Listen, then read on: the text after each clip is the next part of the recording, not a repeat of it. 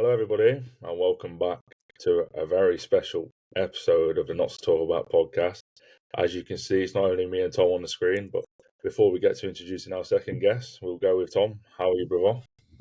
Yeah, I'm really good. Really excited to have our second guest on. A big guest, I think, a big fan favourite. So, yeah, really excited.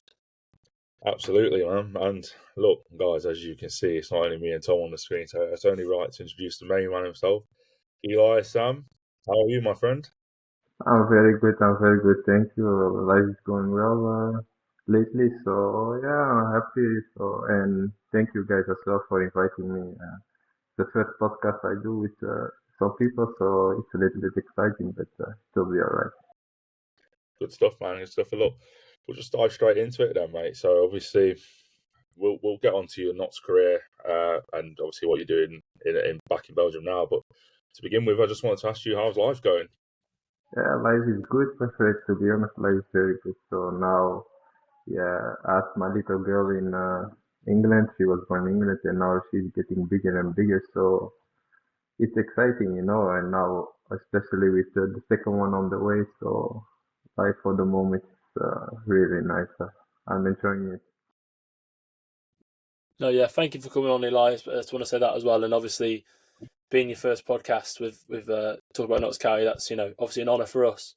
Talking of that, do you remember the first time you ever heard of Notts County? When you heard that Notts County were interested, do you remember where you were, what was happening when you first found out about the interest? Do you remember that?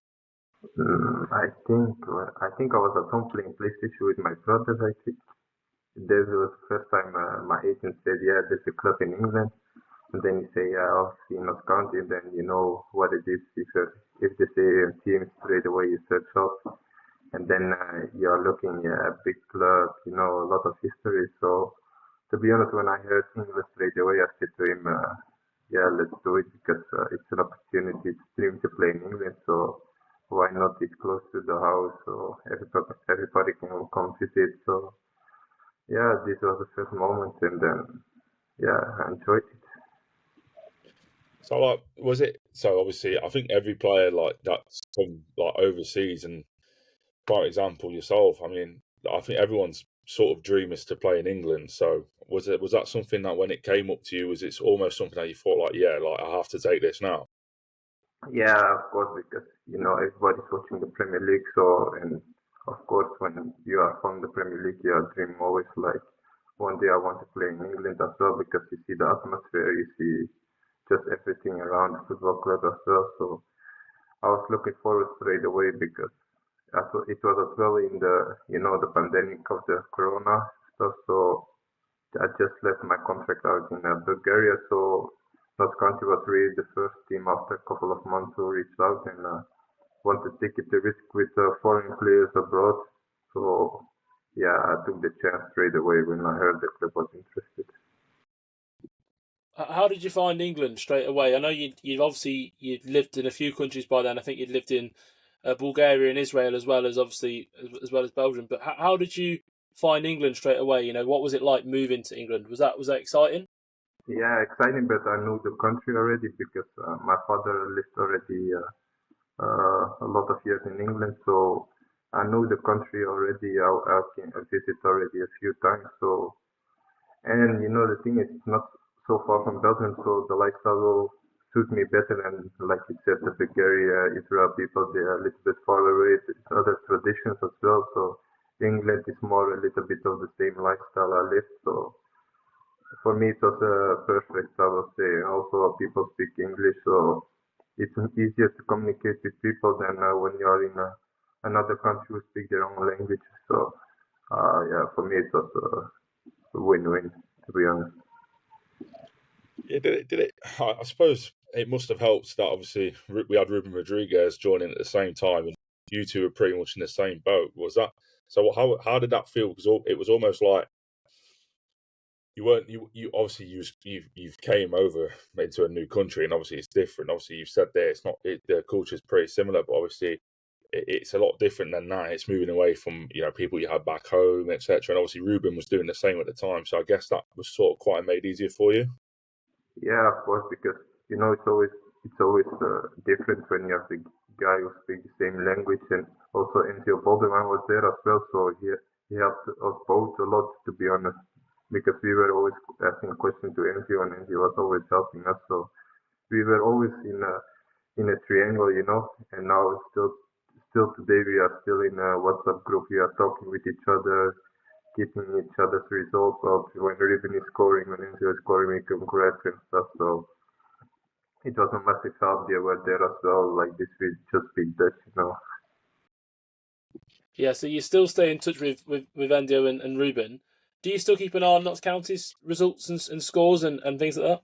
Yeah, of course. Even last year, especially when I was following everything, I asked Ruben Rodriguez to send me a link of the game like this. I can watch the games and stuff. So of course I was watching because it was like, it was first year I left, but the club when I left there, it was so much in my heart because especially the last couple of months were so special for me.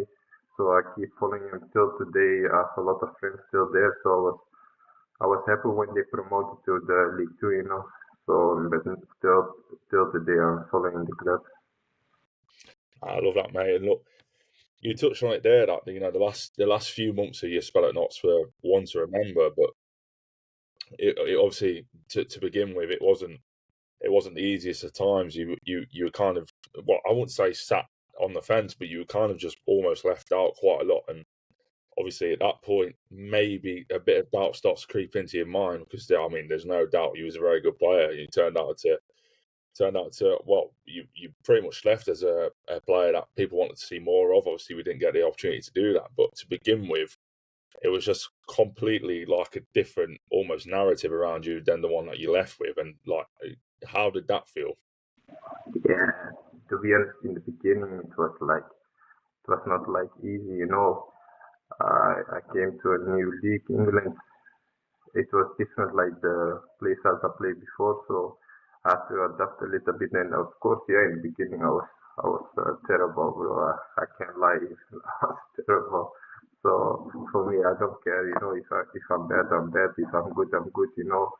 But in the beginning, yeah, the fans, like you said, they said to me, maybe it's better for him to leave the club because I don't think he will suit our place. But after, the second year, especially after pretty much January there, I had a complete different mindset. When you have the spell of games, you are playing 3, 4, 5 games in a row, then everything can be different. You have the game fitness, you have the confidence. So yeah, in the beginning it was tough, but afterwards it's just mentality. You have yourself. If you are strong mentally, it will be easy. But if you go then in the moments where everybody's saying, Sam, this guy can play, he's shit. If you then go say, yeah, I'm really shit, then you don't want to make it. And sometimes I was looking some comments and they say, yes, Sam, why he's playing for this club? He's so shit. I was laughing after my phone. He said, this guy cannot even kick a ball, and he said to me, I'm shit and like this. But after, yeah, it's just like this. I'm like this. At the end of the day, I will work hard, and then everything. I had just this anger. I had to prove to everybody who say I'm not good, I'm not good, I'm this. I had to prove. I have to switch their minds. To say afterwards, yeah, well, miss this guy. He was so good for us. So end of the day, it's just a mind game. What do you think it was that changed? Obviously there was quite a big shift in your performances. Was it all mental or was it confidence? What was it that changed that got you scoring again? Oh, what was it? I think the second year where I was really, really at my best at North County, it was just like, I don't know, I was working so hard this year and I said, if I have the chance now, I'm not going to go anymore out this team. I will stay in this team even if my legs are broken. I will play. I will make sure I will score goals like this. He cannot suck me out of the team, and I think this as well. And even in the private life, things were really going really good as well. The baby was almost coming, so it was an exciting time. So I think that's also a thing, in private life when things are going very, very well. You can see the results on the pitch. So I think it's a combination of both. Did it? So obviously at the time it was Ian Birchnell, and that was sort of like a period for Notts that was almost evolving us into the sort of football that we played now. I always refer back to Ian Birchnell's spell as one where it was the start of like a new identity for Notts, and obviously you were a striker, and there was Carl Wootton at the time, and it was pretty much you, him, and Cairo Mitchell. And obviously Cairo was signed for a fee as well. But at the same time as that, that's two people you was competing with, as well as almost. I get that. I guess you played a few times out wide for us, but it was definitely a shape that we could only really have one out and out striker on the pitch, and everyone else was kind of just not scattered around it, but you know what I mean. It was very wing back based sort of thing, and you obviously you're not a wing back, so was that also something that you looked at and thought, oh, well, maybe competition's always healthy, don't get me wrong, but did you always ever feel like you was ever going to, have to play out of position to get a good run in the team? Yeah, I think because we all knew Carl Wootton in that time.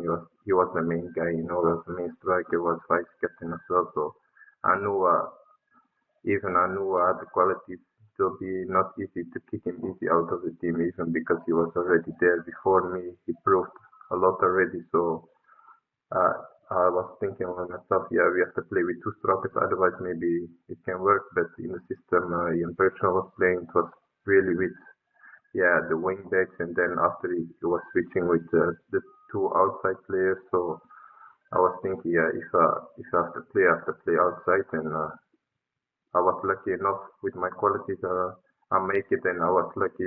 Chickson was behind me and said, Eli, just stay forward, don't defend, just explore your qualities in the offense side, and just that I know for the striker role it will be not easy because Wootton was there. So, but to be honest, I enjoyed it on the left side. So I really enjoyed it. I was going to ask you, do you wish you could have played down in the striker, in the middle? Do you wish that you'd played there? Is that where you like to play most, or do you like to play on the left? What's your favourite position? Now I would say striker, but I think in the system where I was playing Notts County, I would say 100% left side. I would even say let me out of the striker position, even if I'm the only one. Just let me out, because the left side, it was just, I was enjoying football. I was taking on my man. I was doing just my thing, I was free in my head. I was not thinking. So now I would say striker, but in the time of Notts County, definitely just let me left side, and you will enjoy it. Yeah, you said there that you enjoyed playing, obviously out on the left, but I mean, your most memorable goal for Notts County came from down the middle, and I can see by the smirk on your face and Tom's, and especially myself, like we all know what goal what I'm alluding to there. It's obviously the scorpion kick, if you like, against Oxford City. And first things first, even now, like how many seasons have we gone past? I think it's 2 or 3 full ones, and I don't think I've seen anything quite like that ever since. And I feel like the only thing we were robbed of that moment was the fact that it was obviously behind closed doors. We had COVID, but I mean, let's talk about that goal, because I mean, talk about going viral. I don't think there was any page that didn't repost it, and I do feel like you was robbed of that Puskas award personally, and I feel like you agree. But let's hear your thoughts on that. I agree, man. Yeah, I agree totally, because this goal of Lamela was not better than mine. For sure, it was not better than mine. So I think as well, it was the pandemic that moment, so there were no supporters allowed. So, but I think if there was fans allowed to the game, I think it will push even more and more. But I think also because it was early in the year, and the Puskas Awards always late December. I think if I scored this goal in November or October, I think I'll win it for sure. But as well, Lamela is playing the Premier League, and they were thinking maybe we have to give it to a bigger name than me. But at the end of the day, everybody knows my goal was better than him. So I know nobody will ever score a better goal than me. So I'm proud of that. What were you thinking when the ball was coming across? And the ball's coming in, and did you think about it? Was it instinct the goal? Did you just sort of not even? You just reacted? What was you? What were you thinking when that ball kind of came to you and obviously scored an unbelievable goal? Yeah, I was just thinking, this ball is too far to go with my left for the header, so it's the only thing I can do. And then I don't know how I hit this ball and went so off the keeper. When I saw it, when at that moment I didn't realize how crazy the goal was. It was just when my brother sent me the text, "Hey bro, your goal is so sick, man." And then everybody starts reposting it, and yeah, then it's the moment I know this goal. To be honest, it's a special goal. You don't gonna score this one or two times more. So yeah, it's just a goal normally you do on training and nobody sees it, but now it was in the game, so it's a little bit more special. Did you realise at the time, like, how special that was going to be? Because I feel like now, like, whenever anyone around like Meadow Lane says Eli Sam, the first thing they think about is that obviously that goal, maybe the chant as well that we'll get onto, but especially that goal. I mean, talk about, obviously there was no promotion or anything like that during your time at the club, but I mean, talk about leaving with something, with a memory to leave behind, if you like. Yeah, true. It's something special, because like you said, we had no promotion with the club sadly, so I'm lucky I left something behind, that if they say my name, they always remember, yeah, he did this, he did that. So it's a special thing, if you have without promotion, they still remember you for this kind of moment. It will be always special, and even because it were older players, younger players, so maybe the grandparents will say it to their kids, and then the kids will show it. So yeah, it's special. No, 100%. We'll keep posting that goal forever and ever, I think. You mentioned earlier on that the fans at the start were making comments, and you saw them. So what was it like when you started to hear that? The song, you hear your name sung in the crowd. What was it like hearing your name sung by the fans, and obviously the fans then getting behind you and you becoming a real fan favourite? What was that like, going from being someone maybe not wanted and then being someone that's a fan favourite? Yeah, to be honest, it was special. I think the first time I heard it, it was the Eastleigh game when I scored twice in the FA Trophy Cup there. And then because I didn't play a long time before, I was basically not playing anything. So then after I went straight to the dressing room, and then it said, "Yeah, this is the moment. Things can be changed." And then afterwards, they keep singing it, and even when I was on the pitch, I was enjoying it because I was singing with them. So it's just, yeah, one day I sing it for you, it's like, then you feel special. So I was giving my everything to just, every time I was trying to score like this, they were singing the song. So yeah, it was a big motivation afterwards.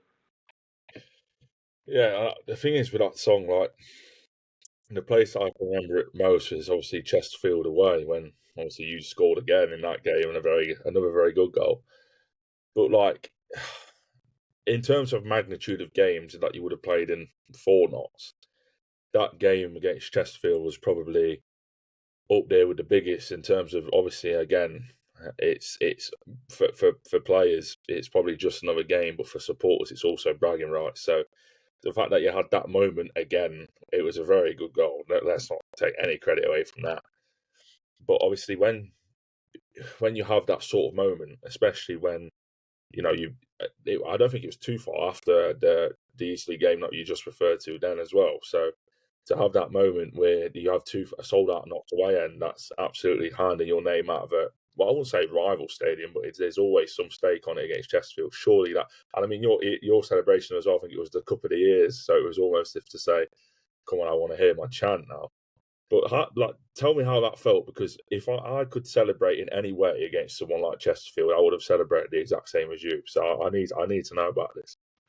Yeah, just again, it was a big game at the time. We were fighting for promotion, so for the playoff spot as well. So it was like everybody was motivated. And then yeah, when when you are playing, they always, especially when it's a little derby, not a little derby, a big derby. The away supporters are always shouting some stupid shit, and then I said in my head, now I have to score. I just have to search them. And then it was, I scored as well. Then I hear the not count defense all the time singing. So then it's a perfect response, just like to them as well, to just shut up, let us play the game. Don't shout to us, just support your own team and just let us be us. And when the supporters are singing away, especially in a crowded stadium like that, it was even more special. So I miss it, to be honest. Yeah, I wanted to ask you about Ian Birchnell. You mentioned him a couple of times, and I think he's a manager that's very split opinion on him in Notts fans. I think some Notts fans really like him, some Notts fans really don't like him. What did you make of him as a manager and as a person? Did you get on? What was Ian like to play under, to work with? What was Ian Birchnell like? What do you want, the honest question or the player question? You can choose. Obviously, we always talk about honesty on this podcast, but it's your choice, my friend. He's a good guy, man. He's a good guy. I don't want to take it away. He's a good man, a good person, a good coach as well. But the second season I was there, I think we barely never spoke. For 6 months, we barely never spoke. When I was not playing, I was never complaining. I was just calm on my seat. I was just working hard. But we were never talking like how he was talking with the other players. So on that aspect, I always said he's like he's not like a big man, just come in front of me and say, yeah, Eli, you're not good enough. You don't want to play. Then I will accept it. I will say, okay, no problem. But he never came to me and said, yeah, Eli, because of this. So on that term, he lost my respect, But to be honest, for the team at that moment, he was a good coach. He was giving good trainings, even in the games. He was always helping people. So just on that aspect, like I said before, when he never came to me, he said we never spoke for 6 months almost. Just that aspect I didn't like, but for the rest, he's a good man outside of football. He's a decent man. I don't want to speak bad about that. It was just that particular moment. So, but for the rest, he was good. He was good. Yeah, well, I mean, it's never great to hear that sort of story, but obviously, again, Tom alluded to it there. We all come on here and be honest all the time, so we appreciate the answer. And obviously, again, look, you obviously had your differences with him, but obviously it was football. Football was football at the end of the day. And then he left in the summer. So I think it was the same summer as you. I can't remember if you left before or after. Well, I guess it don't really matter because I suppose at the time you always probably, I say probably. Yeah, I mean, I'm pretty sure at the time you was at Notch, had a little one on the way anyway, and I feel like your plan was always to go back home and begin the upbringing there. So if I've got that wrong, then feel free to obviously jump in and say. But my question is there. Obviously, then Luke Williams comes in, and I mean we have a very good season underneath him, and obviously you probably have seen Macaulay Langstaff scores all them goals, and then it just makes me think. And I'm sorry, Tom, if I'm not your question because it was Tom before recording and wanted to ask this, but I've jumped in. Do you think that would you have liked to have done one more year at Notts if you knew that was the sort of man that was coming in, or was your heart always destined to leave? No, to be honest, the time when I was playing every game, there was a thing people don't know, but only in dressing room, when my wife almost gave birth, I told the players like this, when my wife will give birth, I will not be anymore in the team. I tell them straight up. And now you have to remember after I think Chesterfield, I was not there for a couple of times as well because my wife gave birth, but then I was not playing for a while, and it was exactly the thing I said to the players because when I was playing, I felt like I was playing good, so he couldn't take me out of the team. This was the moment, and then I said, I was not playing at the end, and I said, I think I have to leave the club. even with pain in my heart, because when I said it to my agent, I said, honestly, I don't want to leave, but I think I just have to leave because I don't know if I'm gonna play a full season. So then when I made the decision to leave, I told the players, and they were sad about it, but they understood the situation as well. So, and then, yeah, in personal, I think he left 1 week later. So, but then I see the other gaffer when I spoke in preseason with Ruben, he said the other gaffer is perfect. He's such a good man, such a good gaffer. He knows what he's doing and stuff. So, if I have the time, if I have the chance to come back, I will come back straight away because North County, even the football club I miss, but also my child was born there, so it's something special, So yeah, it will always be a special place to me. So were you saying there that it wasn't your choice to be out of the team, or was it? When your daughter was born, was that you choosing, or was that you saying that it was kind of an excuse to get you out of the team because of that? Was that kind of, or was it your choice to not be in the team and then you weren't put back in? Could you just elaborate on that a little bit, if you could? No, me when my daughter was born, I just want to go straight back to the team, because I was I was feeling good. So at that time, and then he didn't let me play 2-3 games afterwards. I said, what the fuck is going on? I went to his office. I said, hey, come on, bro. How do you cannot let me play when I was scoring goals for fun? And then he said, yeah, we are changing strategy and stuff. So then in my head I said, quit this bullshit. And then afterwards, I didn't start anymore for maybe 5, 6, 7 games. And then the season was almost over. So I was pissed. To be honest, I was pissed because he didn't let me play anymore for no reason. While I was probably, I don't want to say I was the best man, but I was one of the better players in the team at that moment. So, but like I said, I told the players already, like, when you have the chance to kick me out, you will kick me out. And after you see I didn't start anymore, and yeah, even when I was warming up, the fans were singing my name, Eli has to play, So, and then he didn't respond to it. So I said, this man is a joke, How can you not let me play for this? And so, yeah, at the end, it's like this.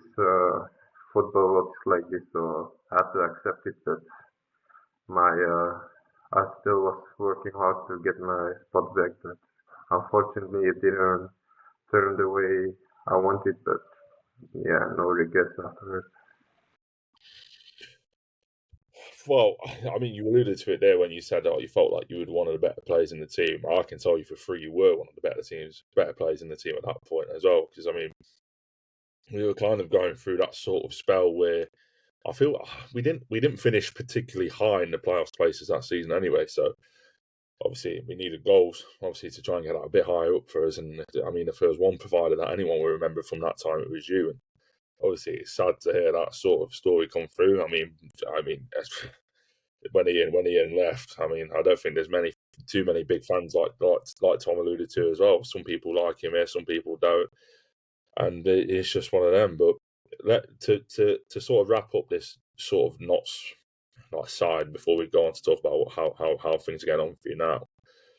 If I could ask you in a sort of hypothetical term, if you like, if you could have written, so if the final few months of your time at Notts, if you could have written like your perfect script for that sort of period in your career, how would it have gone? How it has been gone? Just just continue playing games, just continue playing the football I was playing, the football the team was playing, especially because we were winning a lot of games as well. So, and then just hoping we will make the playoff finals and a back and hat trick in the playoff finals, and then we ended on a good way and just went up to LeagueTwo, and then we will see from there. Last question from me about Notts before we move on. Like AC said, obviously your last appearance, I think, for Notts was in the playoff game that we lost to Grimsby. Yeah, how was that? Obviously a really disappointing night. Is it sad that your last game was, a loss in that obviously such a big way? It was obviously not a nice night for anyone. What was that like being your final game for the club? Yeah, it was sad to be honest because especially I remember the game like it was yesterday because we conceded two very late goals. Like the 90th minute we conceded I think a corner or free kick, and then the second goal was again a free kick I guess. So yeah, it's sad because I think we will beat this team. If we will play against them again, we will beat them. So yeah, it's sad because I know when I walked in, yeah, this probably could be my last game for North County. So it was sad to be honest. Then we were sitting upstairs with the boys, we were chatting. Then the day after we had a big dinner with everybody, with the staff, with the players, and then yeah, then you can see already like how you say goodbye to the players, that it can be your last time you will see them for yeah maybe a while, or maybe you will play against them. So yeah, it was sad because I didn't end the way I wanted to end with this club. Yeah, that's fair. And look, that was one playoff story. I mean, now, obviously, as of recent, you're back in the playoffs, obviously, back in Belgium, and I think that's something else you've got to look forward to. But if you want the truth of how this episode all sort of came about, how we had the idea of getting you on, it stemmed through Tom putting out a tweet about you, about your record in back in the league you're playing in now.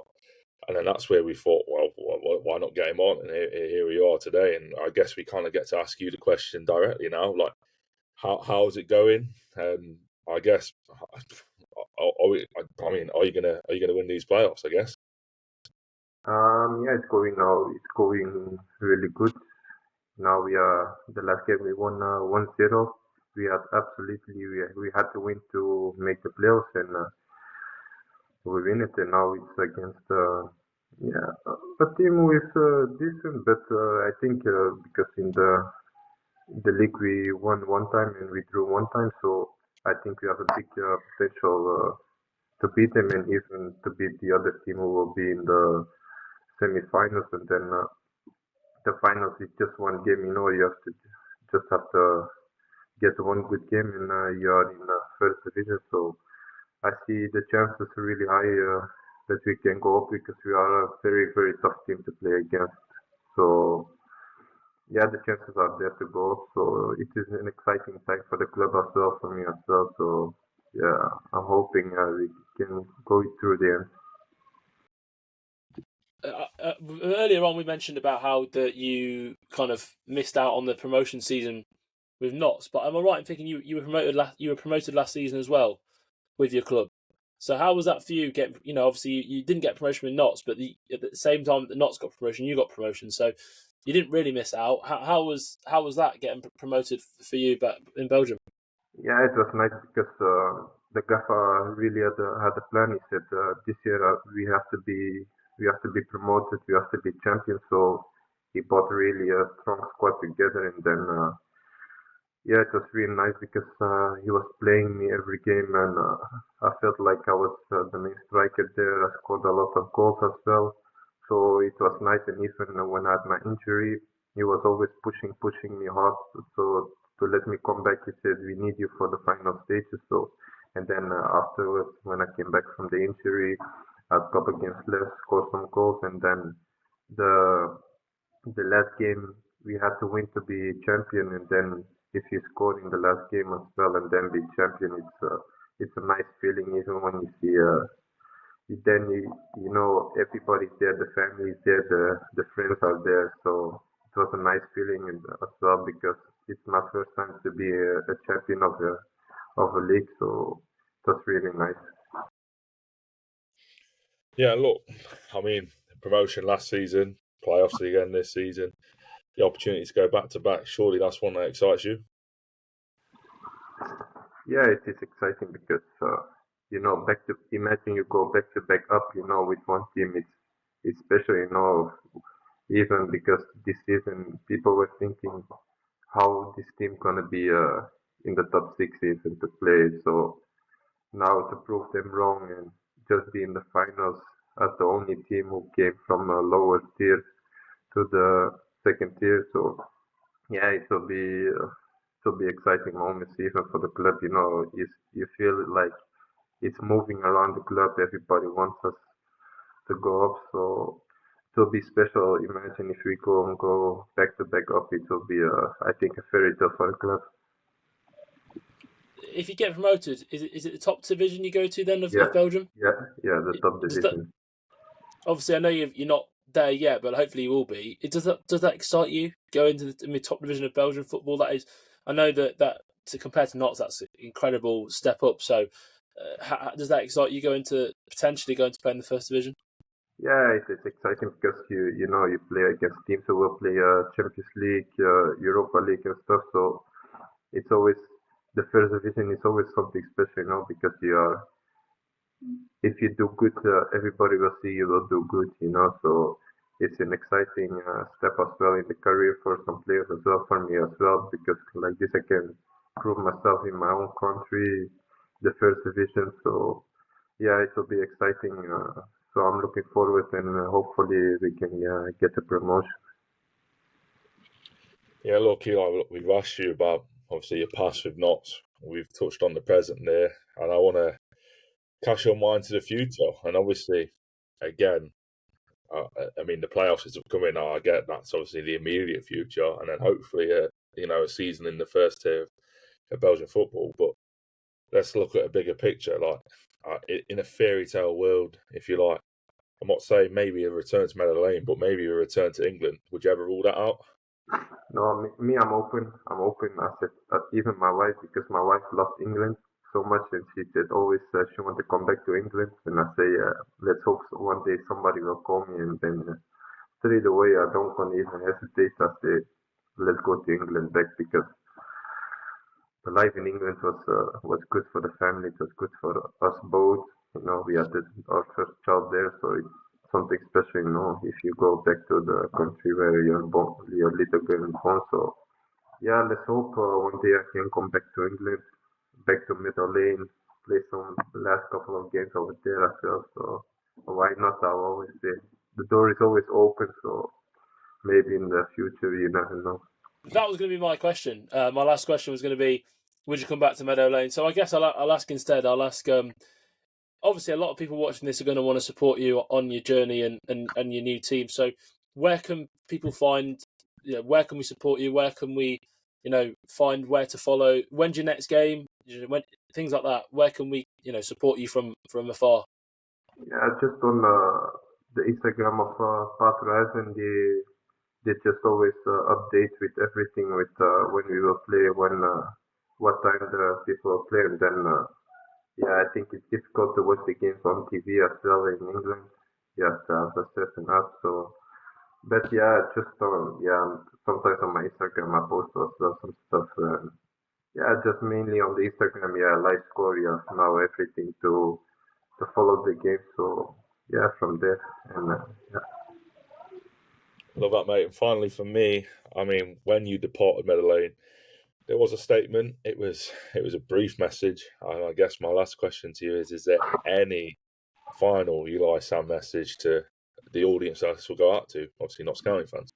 Yeah, of course, I will do it like here because there it was just briefly. It was a little bit, just the club has to say it properly. So, but yeah, I would say a huge thank you to everybody. A huge thank you, even till the day there are not country fans who are texting me, who are just and I just reply to them. I'm just a normal guy. I don't gonna do just another guy. So I would say thank you for the time I was there. Thank you for everything. You are still following me, and of course for the amazing songs. So it was not always easy, but at the end, it's I say life's not a sprint, it's a marathon. So at the end of the marathon, we are all together. We are all cheering up. The respect came from both sides. So all love to that. And yeah, I just have to say a massive thank you for the people because they were so kind to me when I was there. So yeah, even to the family. So yeah, just I want to say a big thank you from me. Absolutely perfect, mate. And I feel like that's a very nice place to wrap up. Again, Eli, we massively appreciate you coming on and being our second guest on the pod. No, It no, means a lot to us, and obviously we do this part where we sign off. And look, obviously, guys, we appreciate the support massively. I mean, the more we grow, the more we get guests on. And I mean, I know for full well this episode is going to go down a treat because, I mean, although we don't play for us anymore, he's still a name that we hear quite commonly. And when we hear that name quite commonly, this is what we do. We get them on. So, is there anything you'd like to add, Tom? No, nothing for me. Just thank you so much, Eli, for coming on. And I wonder if we could get Eli to sign off with the Come On You Pies, maybe, if that's possible. You read my mind. So, look, Eli, the common theme on this channel is obviously I will normally sign it off saying, "Come on, you pies." I did throw it to Tom once, and it took him by surprise. I don't like to normally give up the reins of this saying, but for you, my friend, I'll give it up. So if you could just sign us off by saying a big "Come on, you pies," that would be amazing. All right, come on, you pie. I love it. Love it, love it, love it.